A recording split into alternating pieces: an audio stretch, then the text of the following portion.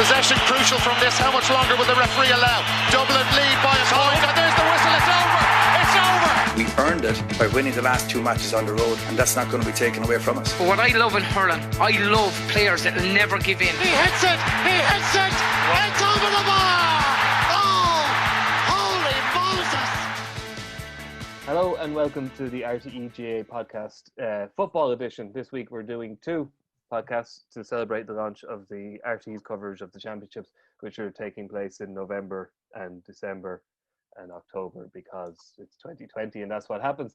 So I'd like to welcome along Ciaran, Whelan, Tomas and Rory O'Neill. How are we doing, lads? Good, Mikey. Fantastic. We're going to do our best to talk about football and only football here. I did mention a swear jar last week for anyone who mentioned the C words, but I don't think we can really preview the last 2 rounds of the Allianz Football League without talking about COVID-19 and coronavirus. But we'll try and keep it to a minimum, because isn't it nice to have matches to actually be looking ahead to? So I want to start, obviously, with Division 4 and the bottom of Division 4. Just I have a point to this. Obviously, London have been excluded, and that means that Waterford and Carlow have byes. And when you first look at the table, you say, oh, well, that's handy, because they're the 2 that aren't actually in line for promotion. But surely Waterford and Carlow aren't in line for promotion because they didn't have their games against London at the right time of the league season. So it just raises the point that, now I know Division 4 was a division that had matches called off before because of snow not too long ago, but it does show why the GA might be taking a hard line, Tomas, with Fermanagh on why they want these games played, because if they allow this one to slide, they might let another one to slide, and if games aren't like the very kind of the status of the competitions is at stake to a degree, isn't it? Yeah, well, I do think, Mikey, and it's been mentioned before, the league is probably more important to a lot of counties than the championship is, and in reality, with the fact that it's a knockout championship, every game is you're gone. There's no backdoor, there's nothing. So for next year, I'd say a lot of teams have an attitude that they can make or break their season, and potentially when you look at Division 3 or 2 and 3, sort out their championship for next season as well. But Division 4, I don't think the GA will, and it'll be interesting. We said no mention of COVID. It's actually I'm following other sports that have got cases of COVID and all that, and no game has been postponed. And I have the utter belief, and it's going to happen now at this stage, we all know that. I think once this starts, there is no way the GA will actually pull the plug on any game unless they're really, really forced, unless it's hands behind the back. But I mean, I'd wonder, with the Fermanagh case, for example, if that was a Dublin or a Kerry, or one of the big guns, would the reaction have been different? Would the pressure coming from powers that be different? And it's the same thing. You can be talking about Division 4 and the fact that games were postponed already this season and London are now gone. Limerick, Antrim, Wexford, Wicklow and Sligo are still in with a shout of promotion this year. And I was there looking at the league games at the start of the week, and in every single division except Division 1, with Mayo possibly trying to spur a fight. But I think, look, it's not the end of the world for Mayo to go on Division 2. But every single other game that's on this weekend is a vital game for every team in Division 2, 3 and 4. So I don't think the GA will postpone or cancel any game. And the fact that Fermanagh, and I know Rice McManaman was listening to him carefully, he was probably hamming it up a lot. And it is a lot to ask for them to travel with the amount of bodies down and whatnot, but they will have to travel. They'll have to play that, and the GA have certainly, anytime they've come out, they've stuck to their guns and said every game will be played. And I think they're right, because if you let things slide in the league, it's just going to mess up the whole season, and it's going to mess up next year. Division 3 next year is huge for everyone in Division 4, so you can't stop and say, oh, we're going to let a couple of postponements happen here. It's not right. Division 4 has the same importance to the teams in it as Division 1 and Division 2 and Division 3 has as well. So I'd be hopeful that every game will be played as well. It's just the manner that every player will be available will be the big question. Yeah. Ciaran, Colin Collins said he'd be willing to move the match by a few days and play it in a neutral venue, which is in keeping with Colin Collins, who seems to be the soundest man in Gaelic football, and that's very nice, a nice gesture. But the GAA are sick in this. What about Tomas's point there? What if this was a Mayo or a Dublin or a Kerry? Do you think there would be more forbearance for maybe letting things slide a little bit? I guarantee if it was one of them, there'd definitely be much more about it. But I think I do understand the GAA's position. Their approach has to be consistent. And if they set a dangerous precedent, we're going to be dealing with controversies right throughout this championship, because it's going to happen. It is going to happen. And I think, unfortunately, the league may have come maybe a week or two early. There's been obviously a lot of breakouts. You know, the finishing off the club championship had a lot of impact probably on a lot of counties and stuff like that. And if things had been allowed to settle down, and it comes back, like, because it does come back to personal responsibility, really. And I think the GAA have issued very firm guidelines, and I think if county teams have a huge challenge. Not only have they to prepare for on the pitch, but they've massive preparation to do off the pitch in terms of how they live their lives and how they go about preparing. And like, the key thing for me is, you know, the close contacts, that, you know, 48 hours between every training session, which means they're not in contact within a 48-hour period, that 15 minutes with each other, and that 2-meter rule. Like, if they adhere to the guidelines that Croke Park have laid down to them, there's no reason why most teams can't get through this with most of their players. And yes, they might have single tests, but what they're really going to be challenging against themselves is that close contact, where if they have been in close contact with a group of players and a batch of them are stood down for 14 days, that's where we have a problem. And I think Fergal McGill touched on it, and he gave a little bit of wriggle room that there was 13 days, I think, between the end of the Fincher Championships and the finals, that could they rearrange it if it happened at the latter stage of the championship. Is that a possibility? It's hard to say, but I think we have to deal with the reality that they have to be consistent, and it's usually unfortunate on Fermanagh, and it's usually gracious from Clare to offer that replay. But if that sets a precedent of a midweek game, or, you know, you're into that for the next 6-8 weeks. So I think we have to accept it's going to be different. Teams are like, and if you're a supporter of a team, like, listen, first of all, isn't it brilliant that we're getting ready for a National League and we're getting ready for a championship? It's absolutely fantastic, and you have to have a buzz about it. But I think there is going to be challenges for counties over the next few weeks, where 3 or 4 of their key players could end up in a cluster, could end up being stood down. If you're supporting your county, you will feel aggrieved. But I think if the rules are the same for everybody, you just got to get on with it. And yeah, does it lead to a little bit of an asterisk, whoever comes in, depending on what happens? Possibly. But I think they have to take a consistent approach. And I think everybody has to buy into that, because otherwise it will turn into a farce. And what we, like, realistically, over the next 6 to 8 weeks, we want to be talking about the football and the tactics. We don't want to be talking every week about, you know, a team that dropped, or a controversy over a team that can't play in a provincial final because 5-6 lads are down. It's in the players' hands. It's in the county managers' hands, how they manage their team environment. And, you know, that's a big challenge for them. If they can control it, get everybody on the pitch, they give themselves a better chance. But it's going to be an interesting few weeks, no doubt about it. Yeah, Fermanah's case isn't really strengthened, Rory, is about the fact that Galway, Pádraig Joyce named his team for the Mayo match today, and, you know, he made 9 changes from his last game, which sounds dramatic, but his last game was over 6 months ago, so it's not really, you know. But there is the Moy Cullen factor there, and, like, he's just had to get on with it. You know, he's without any players from the newly minted county champions, and, you know, they're playing Mayo, they're top of the table. It's, you know, likely a precursor to a Connacht final, etc., and he just has to get on with it. Yeah, exactly. And there's probably no less at stake for Pádraig Joyce. I mean, he has a fantastic opportunity to go and win a national title in his first year, and given the strength of Galway football at the moment, he'd certainly have his ambitions and his eyes set maybe even higher than that. I think Galway, as I said this a couple of weeks ago, are definitely ones to watch. But you can only but echo.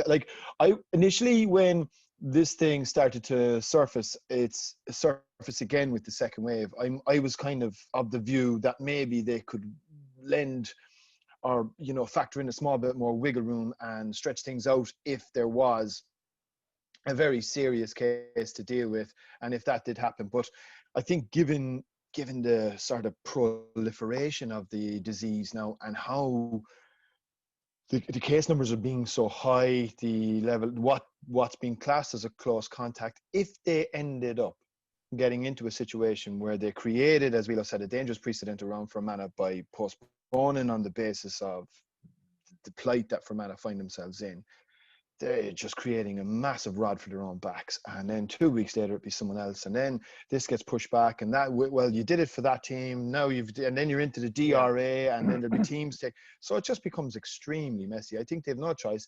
They've set out the calendar. I think they're going to make their level best to stick to that. And I think the important thing for all the rest of us now is whatever teams happen to show up on the day, that will be the game that will be played. Yeah. And we've got football, intercounty football and hurling to look forward to. And I think that's the positives that we really do have to start accentuating here to a degree, because like people have been crying out for this for an awful long time. Will it be different? Absolutely, 100%. You know, behind closed doors, it's going to be a little bit odd, but it's still going to be like, I mean, look at the games that you've got this weekend. Donegal, Tyrone, Galway, Mayo, even Dublin Meads. Like, it's going to be really interesting to see Dublin, you know, missing obviously Dermot Connolly, you know, was a bit part player over the last number of years, but you know, with no Jack McCaffrey, there's a couple of changes in the Dublin backroom team. Some fascinating fixtures in Division 2. You know, every game is up for grabs there, and Cork probably will win promotion Division 3. So like, there's lots to look forward to as well, and I suppose that's what we probably have to start concentrating and focusing on now. Yeah, if a county needs a few ringers, the Italian under-20 soccer team would seem to be a good place to go to anyway. They drafted in at a day's notice and they gave Ireland a good lesson, so that's one way to go. Sticking with Galway, Tomas, has the whole Jim McGuinness thing been blown out of all proportion? Is this just a performance coach coming in to do some head shrinking for a day with the Galway footballers, or could former Tralee teammates Pádraig Joyce and Jim McGuinness be concocting something a little bit more long-term? I'm not sure. I'd say whoever took that video, I'd say they beat They were up a tree anyway, that's the style. But I think, you know what, I was listening to, and I don't know how I just listened to it by accident actually, and I'm impressed with the way Joyce carries himself as a manager, and I'm impressed the way he just faced up to the answer, and he was honest about it, and he said, yeah, might be something that he looked down the road at, but I think it's actually a positive sign. I think it's a good sign of a manager who doesn't see or doesn't feel threatened by the fact that somebody else is coming in. He said it himself, McGuinness was there, and if there's any bit of an edge that you can give your team, why not? Geez, why not bring in somebody like that? And I've heard of it. It's constantly been done at club level. Even the top clubs would be at it. They bring in a coach and it just gives them an edge, or it might point out somewhere where he feels they're lacking or something like that. Joyce is a young manager. I know he was with the 20s, but he's in with the seniors now. And I think, forget even the style of play that has changed, and it's different. I'm telling you, I think Galway, I just have a funny feeling, Rory, you said it there. Yeah. The way it's falling and the way the championship is placed, whoever comes out of Kerry Cork, right? If you say Kerry come out of that, and if Galway come out of Connacht, geez, Galway will fancy their chances against Kerry. Big time, like, I mean, Galway, with all due respect, should do the business against Sligo. So Galway will have Mayo, I think possibly at home, not too sure, but although it might depend on their lights in that. So Galway play Mayo for a place in the semi-final of the All-Ireland. It's like, this is a very linear path, and you know, it's the team that hits the ground running. The one thing that kind of strikes me about McGuinness going into Galway, and the one thing that struck me about Galway under Pádraig and under Dively, who I know has a big influence on the coaching, like, they're playing a much more attacking brand of football. Like, is McGuinness almost slightly counterintuitive to that style, given McGuinness's track record as a coach, would you think? Yeah, I don't know, Roy. I think that, like, you've got to consider that Joyce is still the gaffer. Yeah. You know, McGuinness is and we don't know whether he's there for long or whether he's there in a consultancy role. I concur with Tomas. I would think that he's possibly there for in an advisory capacity and maybe to work on their mental preparation, because, you know, Galway certainly have all the ability. Like, you look, their league season so far, lost to Kerry by a point, actually had the best defensive record in the league, and playing on the front foot, attacking football. Now, there's two sides to it, because I would have the view, and it's going to be interesting to see over the next couple of weeks. You know, the game was evolving and was evolving for the better. But like, let's not forget conditions are going to be different. They are going to be different, and managers are going to set teams up to win games. And maybe, maybe Galway need a touch of a plan B to a certain degree. And it could be a case that McGuinness is just there in advisory capacity, because you can't, the thing about intercounty football is if you set your stall out and you're consistent in your approach, you're well analysed by the opposition, and on any day you can be then taken out, and you don't have a second chance this time around. And maybe why Joyce wants to play on the front foot, he wants to play with a different style. Maybe he just has McGuinness in an advisory capacity to say, right, well, if we have to mix it up, if we have to change it around, if they come up against a Tyrone that plays in a defensive system, how are you going to cope with that? He has a lot of knowledge in that space, and maybe he's just arming Joyce with different types of strategy going forward, because I hate to say this, right? I know it sounds really negative, and I hope, Jesus, I hope. But if you go back to Tyrone beat Dublin in the lashing rain in the league back in February on a weekend, we had a storm, and they reverted to type, and Dublin scored 1-7, and they won the game. If teams are going to win championship matches on that basis, they'll do it. They will do it. So we can't rule out a different style of football depending on the conditions, or depending on the opposition, and depending where and when the game is on. So it might be just, I would say my view would be that McGuinness is there primarily for the mental aspect and to make those players believe that they can win in All-Ireland. I would think that's number one if he's there in his consultancy capacity. But maybe it's just to give Joyce advice in the background if he needs to mix it up. But Joyce has to remain the main man. Yeah. And the fact as well, Ciaran, that you think back what McGuinness achieved with Donegal, he still had the same players that were there. The same players were hanging around the place for that couple of years before he came in. It was and even talking to them and reading a couple of books or stories that have come out since, even McGuinness's book, it was the intensity and the way that he actually upped the intensity of what they were doing. And there was a lot of comments, and it's unreal. There was one small hand passing drill shown, and everybody was making comments about how quick they were doing it and how fast they were doing it and the intensity that they were doing it. And then there was fellas getting books, or McGuinness's book, and saying maybe it has something to do with this paragraph that he wrote here on page 84. But he does. He has something I think it's brilliant. I often get a fella, Donny Buckley came down and did a session with a minor team that I had, and it was just talk to them afterwards. Did you get anything out of that? And they would say, geez, yeah, the tempo, the speed. 3 or 4 times during that session, Buckley carried them in and said, will that do if you're playing championship next Friday? And they says, no. Well, then go back and we'll do it again.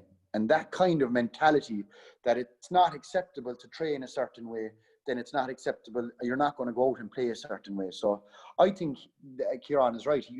I wouldn't read too much into it. I think it's a good sign for Galway. I think it won't mean that Galway are going to play a different style. They play the style that they're playing. You see that Shane Walsh is out, and straight away it's the positivity of Joyce. Joyce says Shane Walsh is out. Yeah, everybody be mourning if their top player was out. He says it opens the door for somebody else, and it'll strengthen our squad as a result. And whenever he's back, he's back. Do you think? I just like listening to Joyce. Time will tell how they get on. Yeah. But I just think he's refreshing. Do you think, Rory, it could be an issue for counties that they actually need this, shall we put it as a coaching kick up the hole, this kind of somebody like a Jim McGuinness or a Donny Buckley to come in and kind of remind them that, the championship is 2 weeks away, because there's any number of excuses for why you mightn't be at your peak performance this weekend or in 3 weekends' time. We all know what they are. It's been a global pandemic, etc., etc. You're playing in November or you're playing in October. So it might be quite canny to get in somebody who kind of treats you like those under-16s or those under-17s and kind of reminds you, lads, championships around the corner here. Well, like that, yeah. And look, he, as the lads mentioned earlier on, there's probably a bit of an aura about Jim McGuinness. I mean, you have to probably go back and, I suppose, take stock on what he actually achieved with Donegal. I mean, he took them from effectively, nowhere, really. I mean, they got bet out the gate the year before they won the All-Ireland or 2 years before they won the All-Ireland by Armagh in disgraceful fashion. And within 2 years, he had Sam Maguire heading back to the hills. So, there is something about him. And I'd say if you were inside in a dressing room, if you're a Galway player and Pádraig Joyce and John Dively or whoever the coaches come in, next thing they turn around and say, right lads, we have a guest train, we have a guest coaching for the day, you need you all tune in, smarten up now, and Jim McGuinness is going to take a session. He walks in.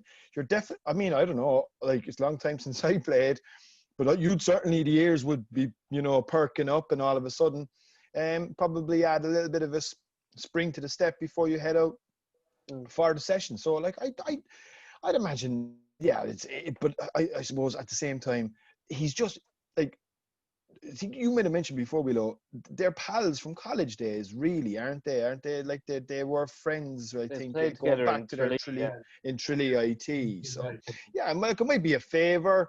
It might be just something small. Who I think it adds a level of intrigue for all for the rest of us looking on. And I suppose if you can get some class of an edge anywhere you can find it, you may as well use it, because this championship is going to be over before you know it.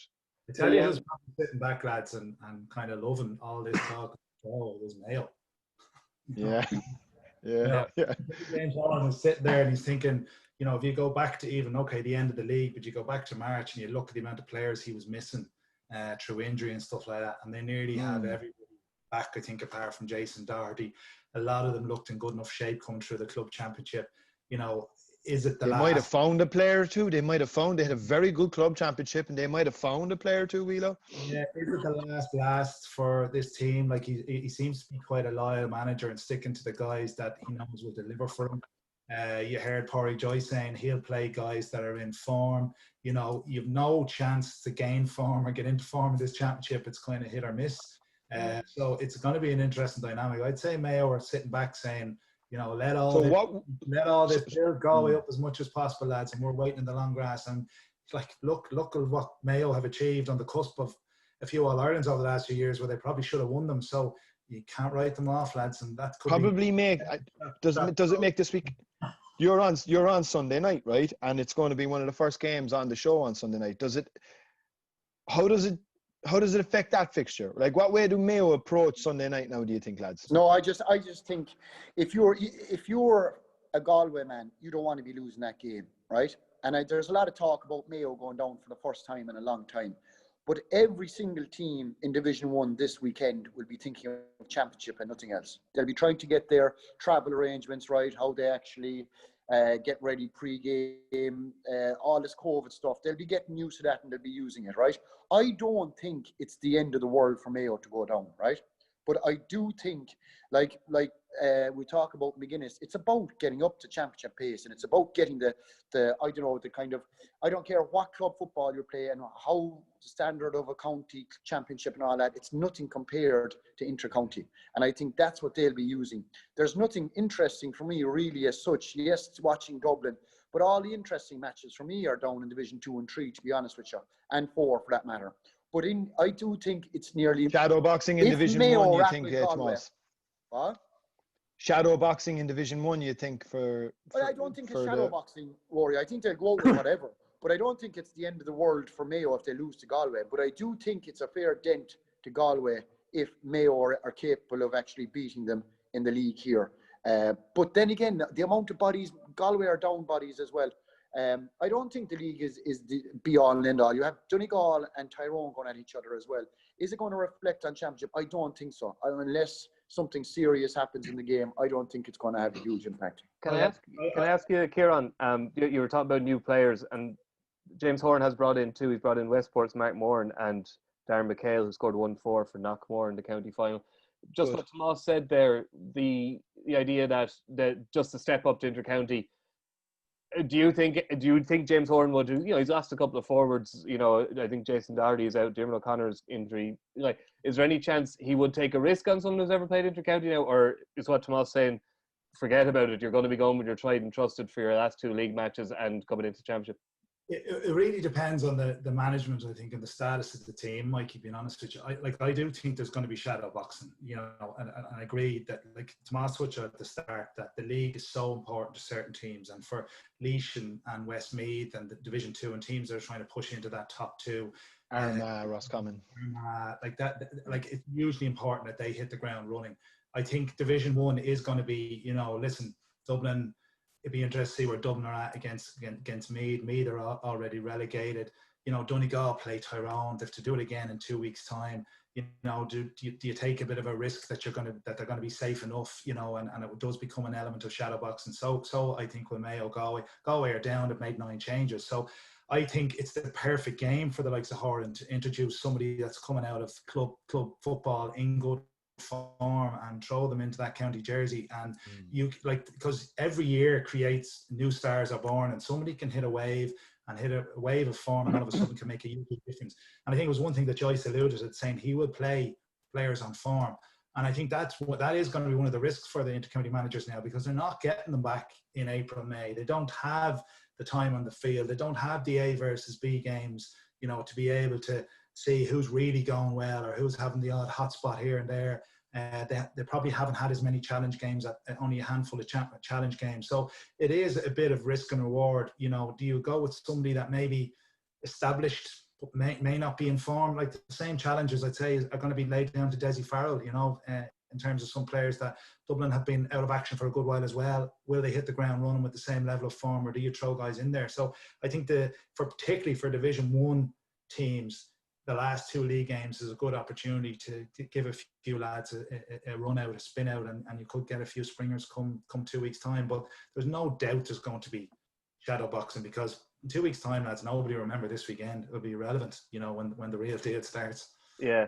On that note, on the talk of shadow boxing or a bit of experimentation, Tomas, your former teammate Ciaran Donaghy made a couple of interesting suggestions during the week, saying that Kerry should probably look at bringing in Paddy Clifford, and then that would free up Sean O'Shea to play in midfield, which would free up Jack Barry to play at centre half back.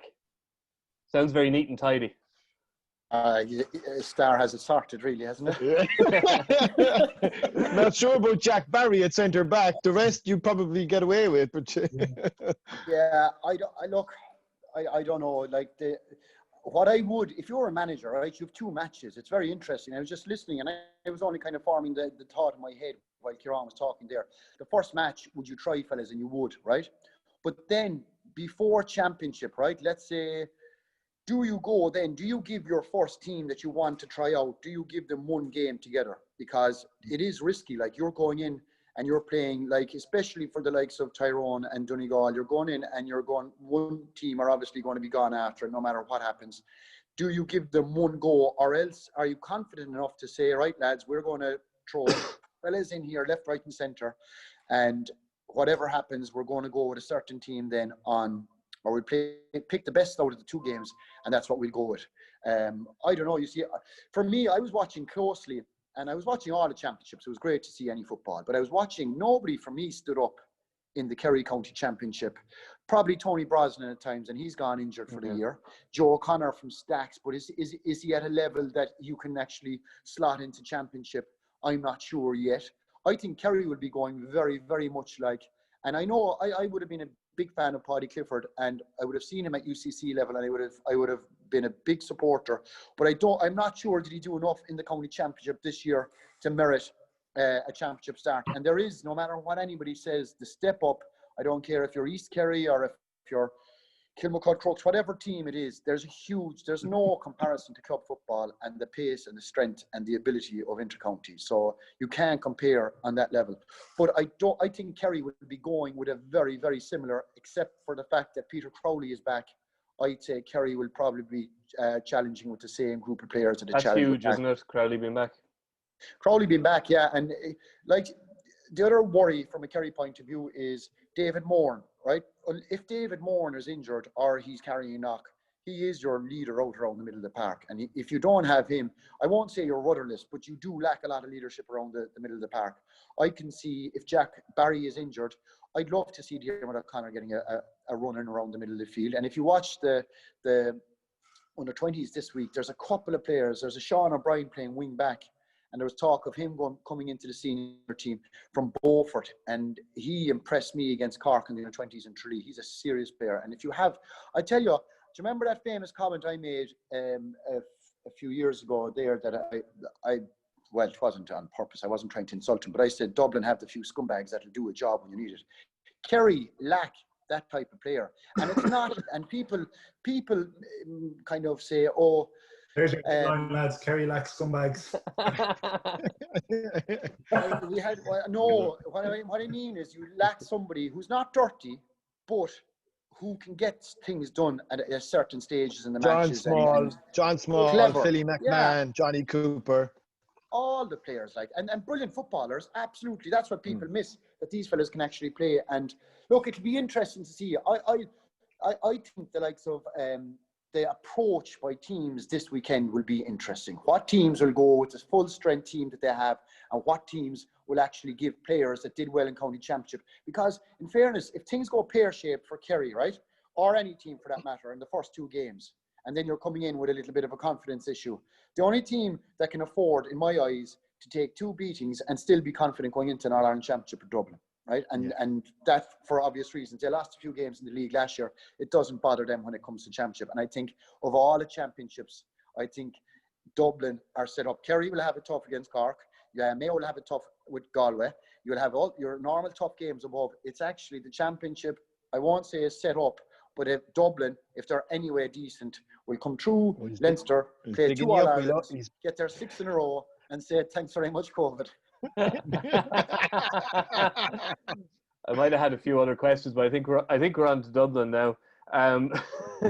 Ciaran, it's Jason Sherlock's quoted on our own website and a few papers today. He'd know Desi from school. He'd know him from obviously playing with him, and he doesn't know him as a coach. And he's admitting he's had an all right start to the league. There's nobody knocking their start to the league unless you're comparing them against Jim's best leagues.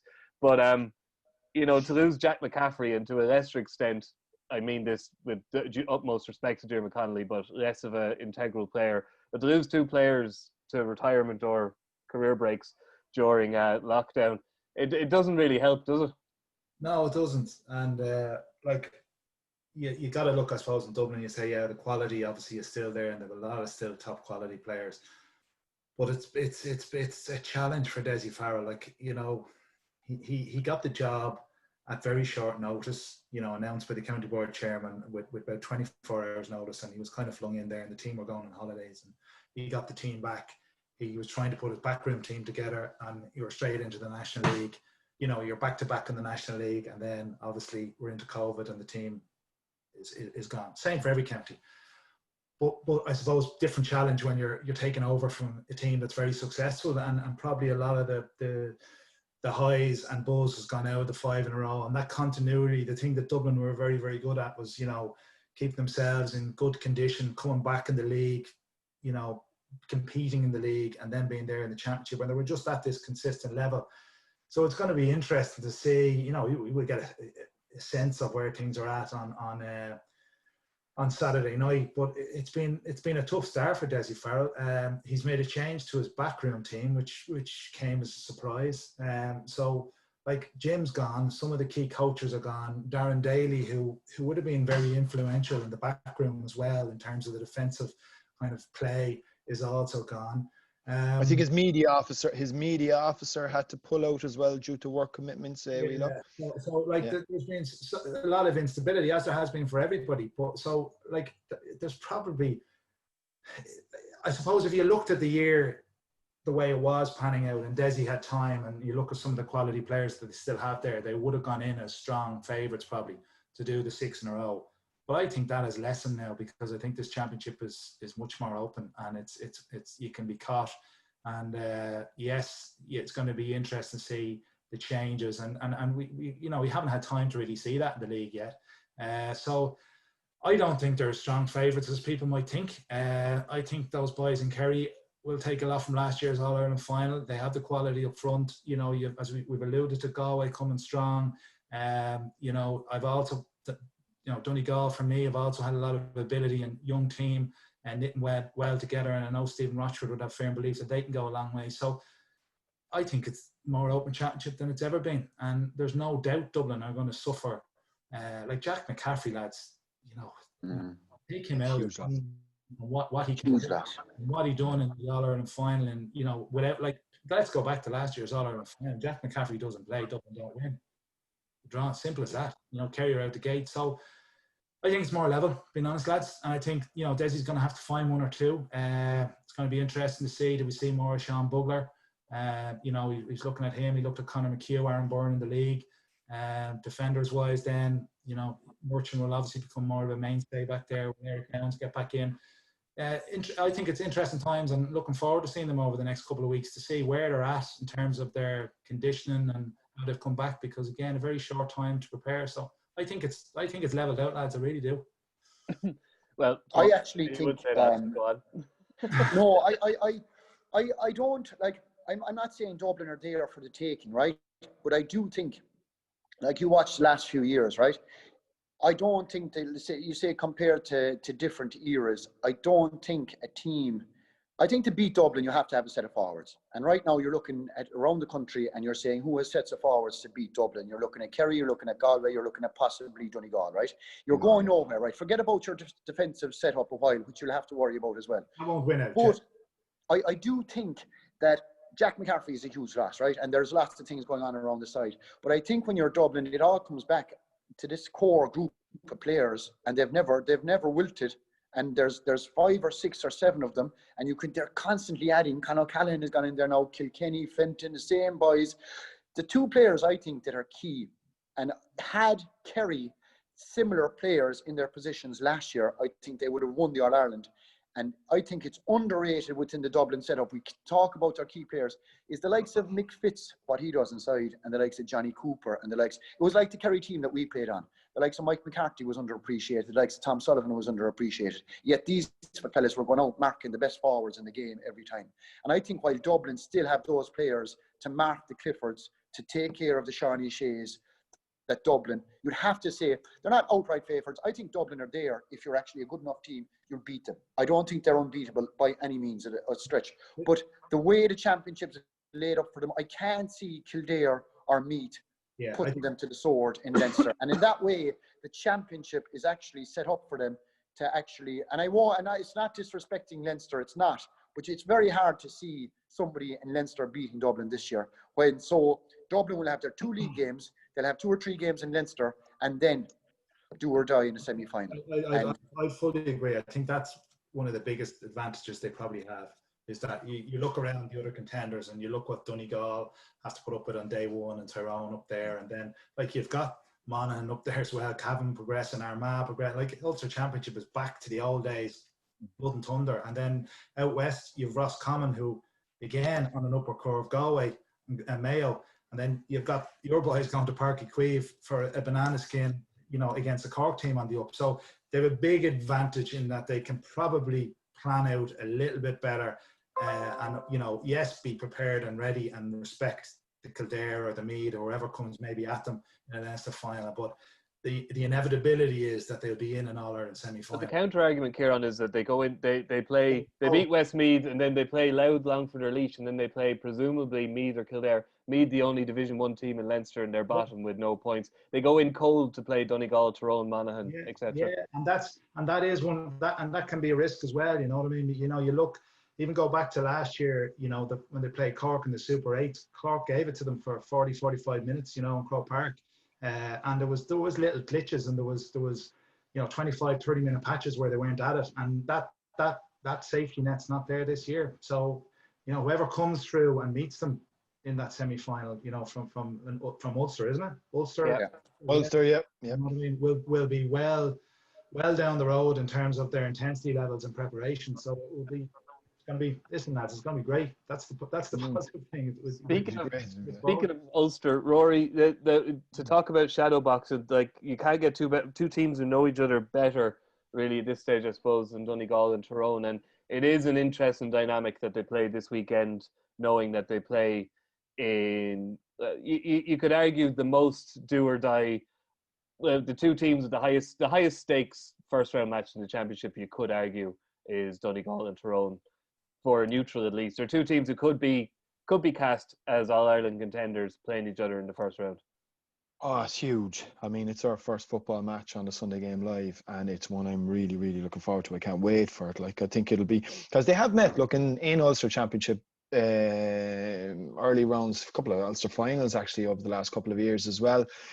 But you know, those games always had the caveat that there was the backdoor element, or there was, you know, a safety net there. That's which not they going to both be there. used quite well, especially Tyrone. Yeah, and Tyrone, Tyrone are experts at it. Like, so the safety net isn't there, and I think that's going to add a huge level of intrigue to each match, because it's going to, like, I think you're back to the real blood and thunder type stuff, and that's why we could get, you know, that's the big thing. Donegal Tyrone is so evenly matched. That's what's going to make that fascinating. But I do think there is going to be a massive surprise along the way here. Huge shock in the way that, like, for instance, when Roscommon knocked Mayo out of the Connacht Championship last year, like, that was considered, you know, an upset, yes. But because Mayo went on their merry way into the qualifiers, it didn't have the seismic sort of impact that it will have if it happens this time round, even though both teams could effectively be, you know, will be kind of a similar level in terms of their league football. So I think, look, like Donegal Tyrone, what a way for the Sunday Game Live to start its football coverage. It's going to be, you know, 1:30. I was just going to say a packed house. No crowds, obviously. that was confirmed this morning, Rory. That was confirmed. Yeah, but speaking about Tyrone is how they'll play. You know, yeah. when you like, Will they go for it? Well, I don't know. I think when they go for it, they leave themselves very exposed at the back, and I don't think they've got that element of their game right yet. And like, they went down to Galway and they could see the 225 in the league were all over the place. And as I said, then they shut up shop against Dublin and they beat Kerry in the league as well. So I don't know. I think, like, Mickey Hart always favoured on the side of a defensive kind of platform. That's always been his go-to plan. So I think it's going to be interesting to see how they go about their business this year and whether Shane is missing as well. Yeah, it's huge, isn't it? Yeah. So what you're saying is to go back. So what you're saying is to go back to your earlier point, Whelan. This is going to be 6-5 in brutal weather. It could well be.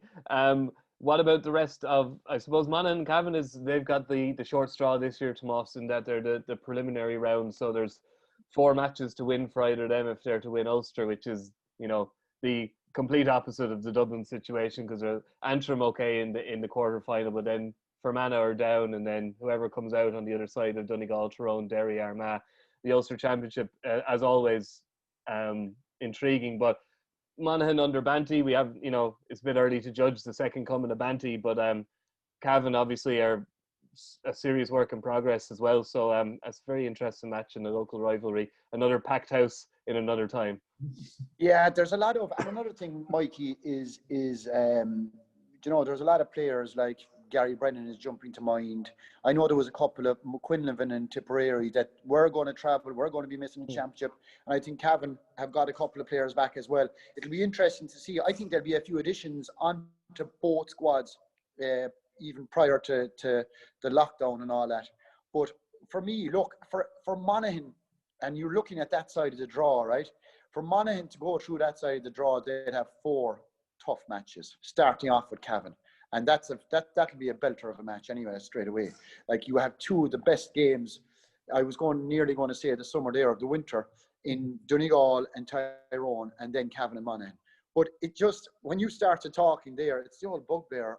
And we're all delighted there's a championship. I'm actually excited that it's a knockout, because it's going to give us something different. You know, it's not that you wouldn't be looking forward to it. You always look forward to championship.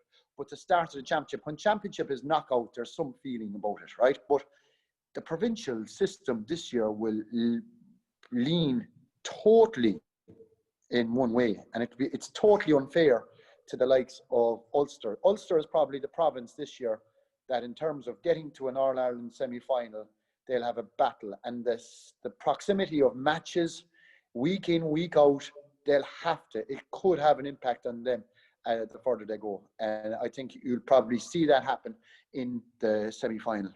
But, yeah, look, it's a hard one to call. Monaghan and Cavan. Look, Monaghan are a team. Geez, I think it's a perfect game for Kerry going up there this weekend. You go up to Monaghan and you'll gauge straight away how your actual level of intensity is, because you'll always find it tough above there. Monaghan with Banty, the second coming in Banty. Banty is cute enough. Banty is clever enough to surround himself with good men, and I know he has good coaches inside there. I do think Monaghan will come through on that side of the championship. I think that they will come through, and I think Donegal will come through, and that will be a belter of a final as well. Yeah. But it's look, I do think that the championship will be totally unfair to Ulster this year. Yeah, as it ever was, I suppose, in a lot of ways. But as you say, it is kind of magnified. Looking then at this weekend, then Ciaran, as you said, Division 1 will kind of look after itself, in that any county would like to win the title, but they won't live or die by it. And perhaps Galway want it more than anyone else. Division 2 really is looking fascinating, and it's great that we have the Armagh Roscommon game on RTÉ early evening, because no more than Clare Fermanagh is bottom of the table clash, Armagh Roscommon is a top of the table clash, and they're two teams. Armagh have been kind of bouncing around in the lower divisions for a long time. I think we were talking, a few of us on a podcast, Fido, whenever it was, February, didn't have a massive amount of hope for Armagh, but a couple of smart people said that, you know, Geezer really, he's had his time with this team and he's really shaping them into something, and that's evident, isn't it?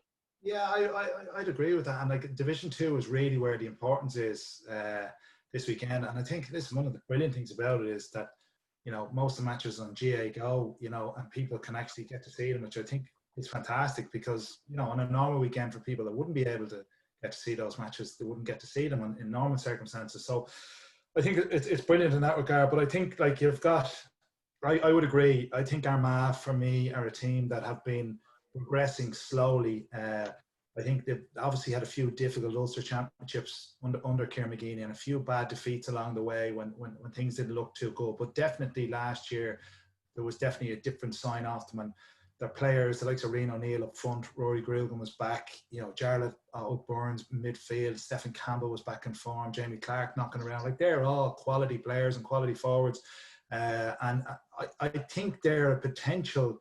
You know, Rory talks about a shock. You know, if you're looking for a team that will go against the grain and come out of nowhere, you know, you couldn't rule it out. And I think they'd be happy to be under the radar going into it. And, you know, similar, like Roscommon, we know what they're capable of. So that's going to be a very good game, because they have Cavan, Westmeath, and Laois all breathing down their neck.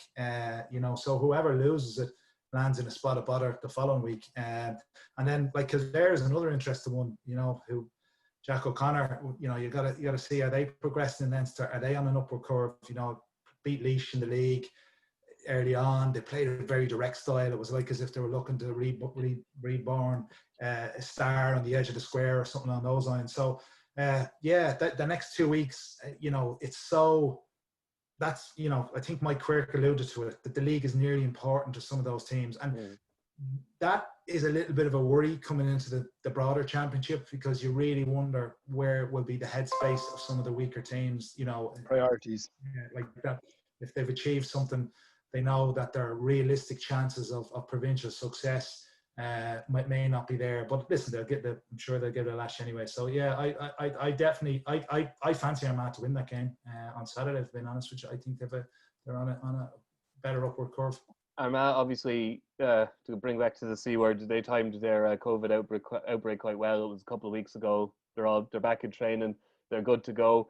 Interesting in Division 3, Tomas, that now we're recording this on a Wednesday evening, and it probably won't hit your ears until Friday morning. So there's a good chance this Longford situation will be resolved.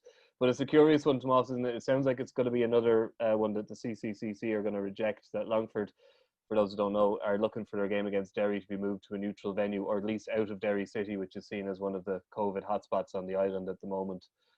This is more of the kind of stuff we will be facing over the next couple of months. Yeah, look, I don't know. I think it goes back to the point where I think it was Rory that made earlier on. If you bend the rules for one, you're going to have to start bending the rules for everybody. And there's going to be issues down the road. I don't see an issue with going up there. If you're travelling up safe, if you're sensible about it, if you're logistically sound, there should be no issue going up playing a game above there. You'd be as dangerous coming down playing a team in Clare.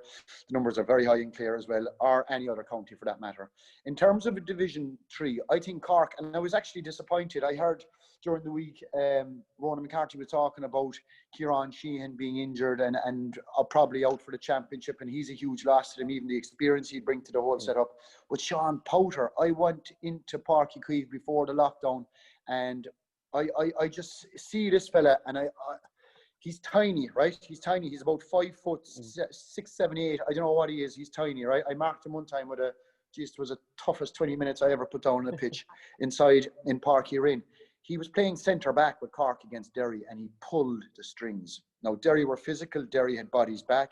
He actually dictated the pace of the game from centre back. Anything Cork got off Derry that day, it was down to something. He laid off passes. It was the burst of speed. He could break a tackle, and once you break a tackle against a loaded defence, somebody has to come and you'll create a chance. I think he'll be a massive loss to Cork going forward. If Cork win against Louth at the weekend, they'll go up and they'll be back up to Division 2, and I think they're good enough to be up in Division 2. In fact, up the top half of Division 2, no problem at all. But if you look at the rest of it, I mean, every single match, like you have Longford down, Derry, Offaly, Tipperary, Leitrim, Louth in that order. Louth are the only team that basically have nothing to play for. Leitrim still can be safe. Tipperary can be safe.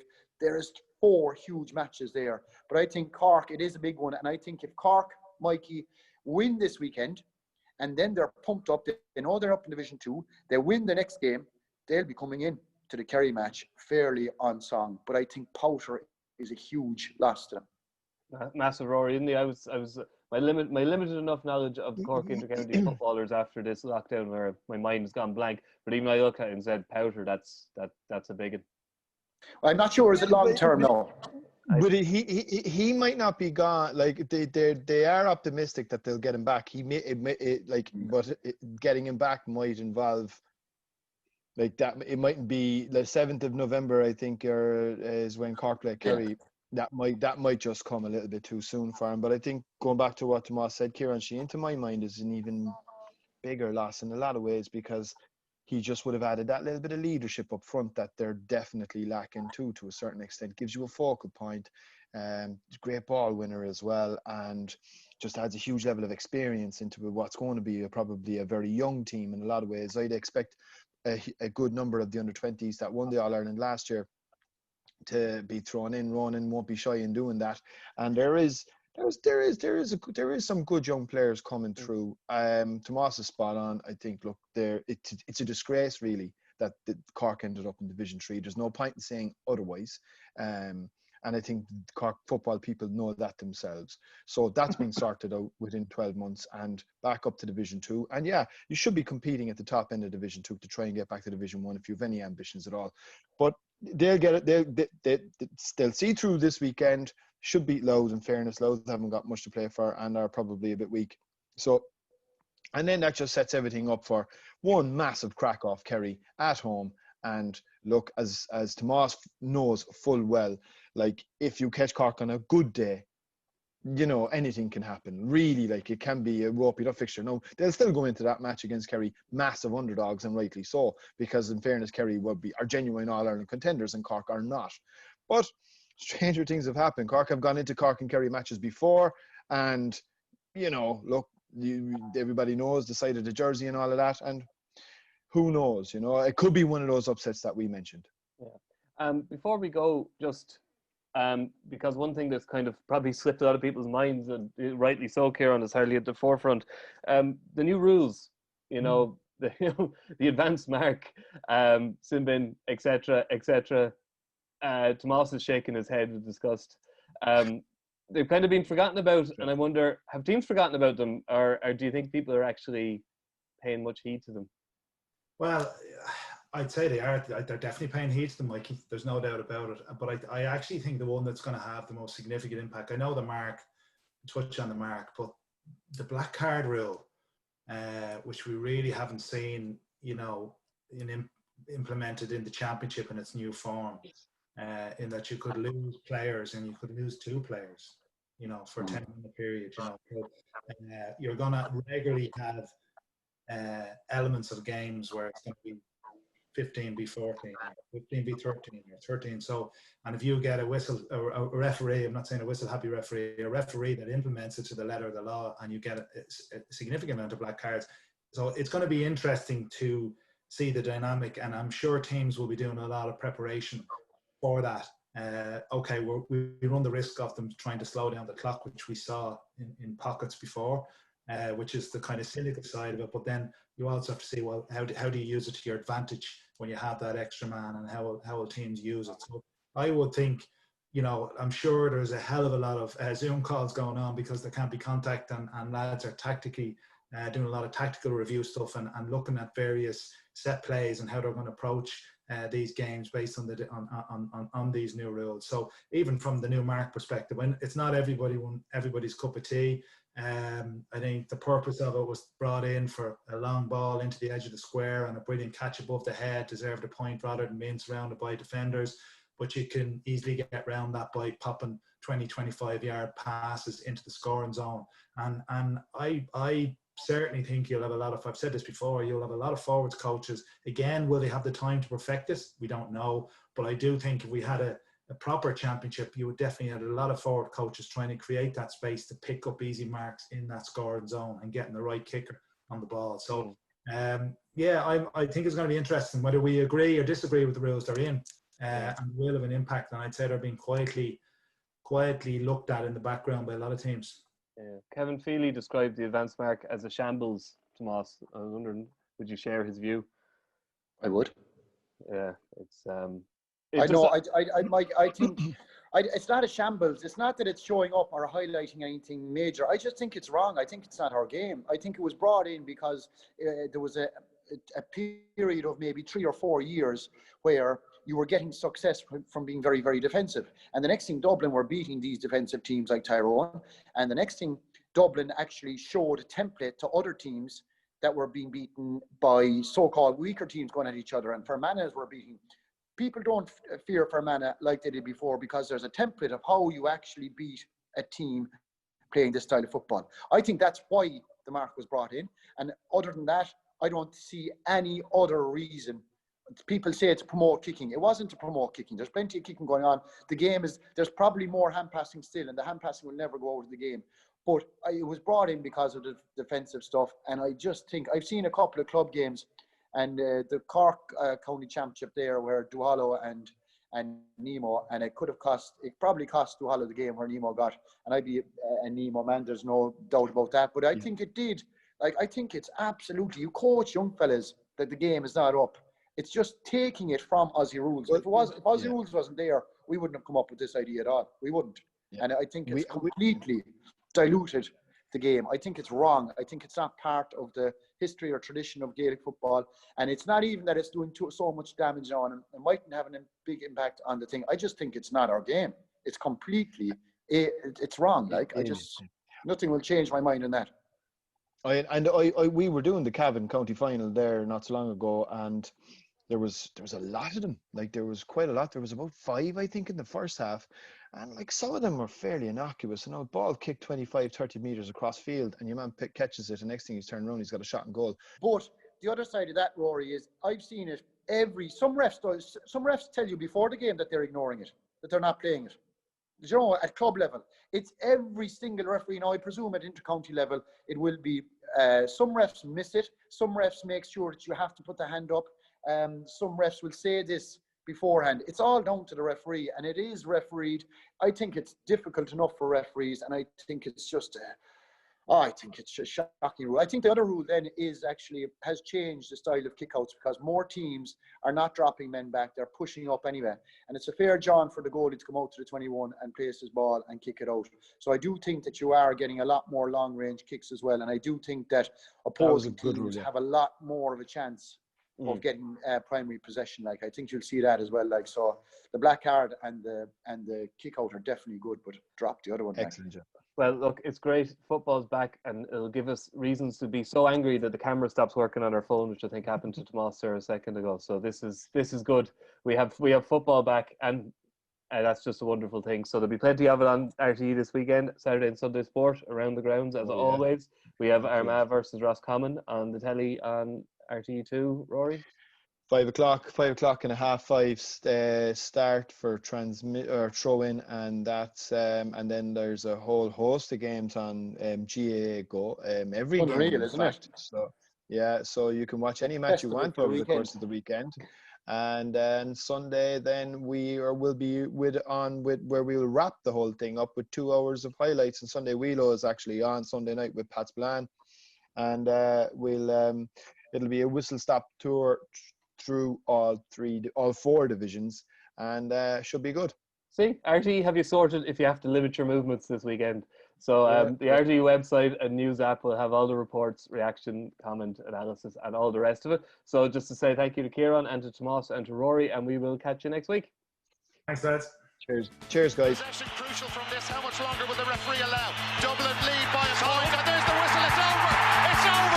We earned it by winning the last 2 matches on the road, and that's not going to be taken away from us. But what I love in hurling, I love players that will never give in. He hits it. He hits